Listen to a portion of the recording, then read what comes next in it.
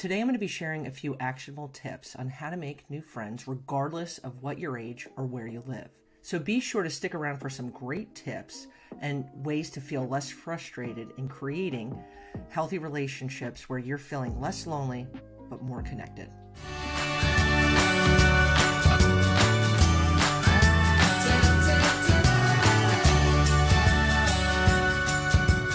So the first ingredient we're going to look at today is putting yourself out there.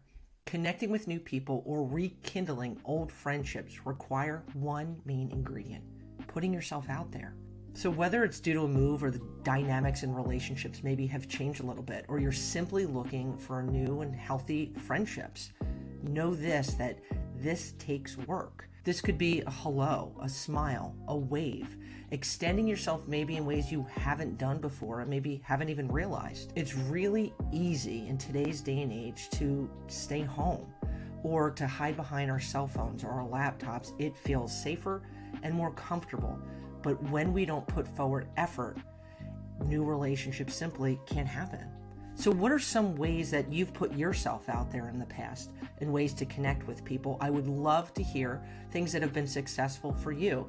I'd love you to leave some comments below and let me know what has worked and maybe what hasn't worked. The second critical one that we're going to be looking at today is, what are your interests? For some of you listening, you might be thinking, my interests have really changed over the years, or maybe I don't know what interest I have. So if that's where you're at, take some time to write down or really think about, what do you enjoy doing, and finding ways to connect with people who enjoy doing the same thing. This could be something as hiking, playing board games, writing or reading poetry, playing the guitar. When we know this, it makes it a whole lot easier in kind of finding ways to connect with people. So how do we do that? Whether you're in a small town or you're in a big city, hop on and utilize social media. Get on Facebook and look at your local neighborhood page. Looking at some of these even have offshoots of specific clubs that meet on a weekly basis or a monthly basis. And if those don't exist, you can say, hey, I'm looking at starting a group. I would like to meet up with some people and go for a hike this weekend, or I'd like to go snowshoeing, or we're going to be going to the beach. Whatever it is so much easier than we really think at generating these interests that so many other people out there are also feeling alone, but have these interests that they have in common, and taking time to meet.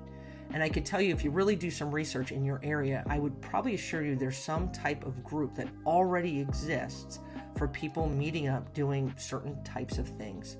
And utilizing that can make this process a whole lot easier. So I know that doing something new with someone that you've maybe not met before can be kind of awkward, uncomfortable, anxiety provoking. But in these situations, I always say, when it comes especially to social media, it can really make it easier to connect with people, but making sure you do it in a safe way.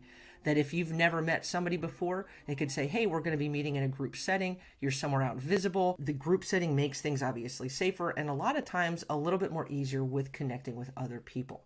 So now, if these things are connecting with you, I'd be sure to stick around for a crucial ingredient when it comes to connecting with new people and establishing new friendships. So looking at being open-minded. So our minds can be the demise of having any chance of a new friendship or reconnecting old friendships from those things even happening. We may think that we're willing to put ourselves out there with a smile or even a wave, but if we're attending a social outing and we get into a place that we're comparing past relationships with somebody in the present, we're setting up an immediate roadblock. And this can happen without us even realizing it. So it starts with being willing to not compare old friendships with potentially new friendships. So that friendship could look like something in the past that was very healthy and well balanced and holds a whole lot of history, or one that left you feeling burnt and feeling fragmented. The reality is, when we present a roadblock for things in the present, it makes it a whole lot more difficult to start something new and healthy. And it's knowing this, if we think before we even start out that we're going to get burnt when it comes to a friendship, the reality is we're going to look out for ways to feel like we've been burnt, that this relationship just simply isn't going to work.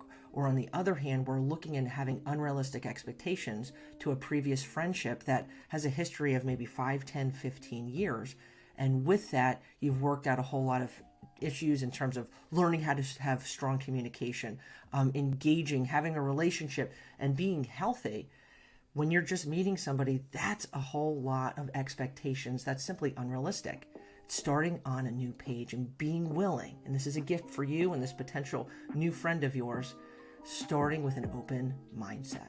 It's okay to be cautious. It's normal to take time to adjust to somebody new in your life. Being willing to connect with someone who may have similar interests to you, but be different from someone you've ever connected with before, this isn't a negative.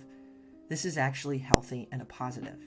Because when we compare or want a certain type of person to fit our mold, we're limiting ourselves and cutting ourselves off before we've even started.